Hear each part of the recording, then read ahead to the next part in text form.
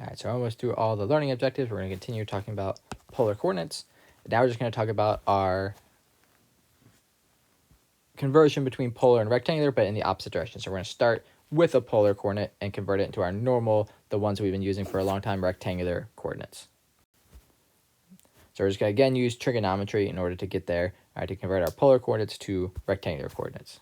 All right, so we're going to convert the point 3, comma pi over 3 to rectangular. So let's see what it looks like first. And pi over 3 is a 60-degree angle going this way. We're going 3 units along there. Let's make it red.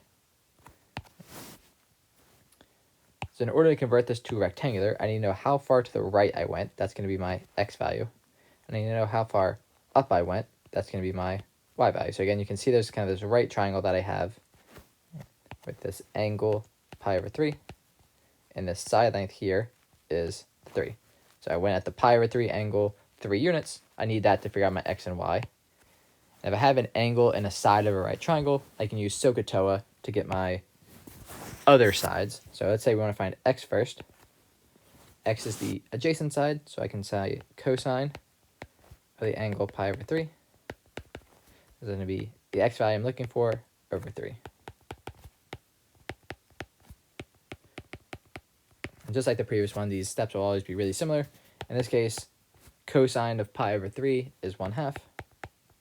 The x value is 3/2. All right, next we want to find y, and y is the opposite side, so now I'm going to use sine of pi over 3 is y over 3. Multiply both sides by 3, y is going to be 3 sine of pi over 3. And sine of pi over 3 is the square root of 3 over 2. 3 square root of 3 over 2. And I put that together. My x comes first. My y comes second. So I'm just using SOHCAHTOA. All right, kind of the main thing here is if you know how to draw the angle in polar coordinates, then you can figure out, all right, using SOHCAHTOA what those x and y values are in rectangular. All right, so for your own one, you're going to do 2 comma pi over 2. All right, so there's actually a lot less work to do. For this one, pi over 2 is the 90 grams, so I'm just going straight up 2. Which means if I go straight up, my x value hasn't changed, and my y value is 2, because I just went 2 straight up. All right, so this is this one in rectangular. If you draw the picture, this one becomes obvious what the rectangular coordinates are. All right, next we're going to just start throwing some angles that are not in quadrant 1. So we want to convert this angle. 5 pi over 6 goes that direction. We're getting 5 units to get that. Again, for all these conversions, you're going to end up making a right triangle because that's going to help us. We're trying to figure out that x value and that y value. But if you think about the angle we know is this angle, 5 pi over 6. That angle is not part of our right triangle, but we can figure out the angle that is part of our right triangle in here.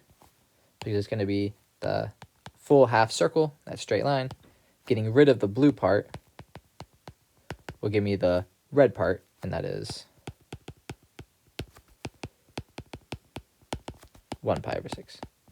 So it's telling me that in order to kind of complete the half circle, this red angle there is pi over 6. And now we do stuff that's really similar to before. And we know that, let's see, x is the adjacent side, so we're going to use cosine of pi over 6 because we're using the red angle that's in that right triangle. Is cos, so it's x over 5. I get 5 cosine of pi over 6 is x. Cosine of pi over 6 is 1/2, so we get 5/2. Y is similar, except for we're using sine because it's the opposite side.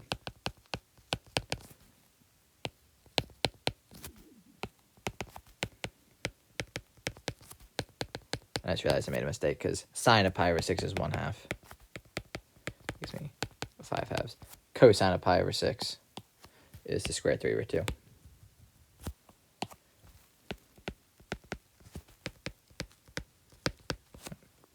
All right, so it looks like that should be our final answer. Just put those two things.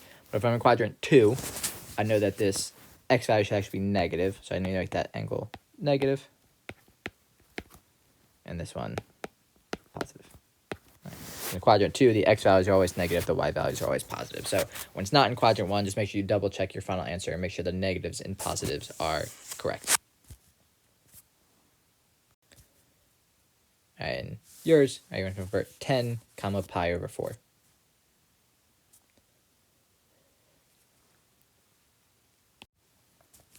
And this is the answer you end up getting. So you can draw your angle 10 comma pi over 4 is in quadrant 1. All right, x value, you're going to use cosine. Y value, you're going to use sine. I'd simplify using the values. For pi over 4, you both get the square root of 2 over 2. So these answers end up being the same. All right. 5 times the square root of 2 times, or comma 5 square root of 2. All right, so that's our angle in rectangular coordinates. And your final multiple choice question, I convert the following point, the square root of 2 comma pi over 4. I convert that into polar coordinates.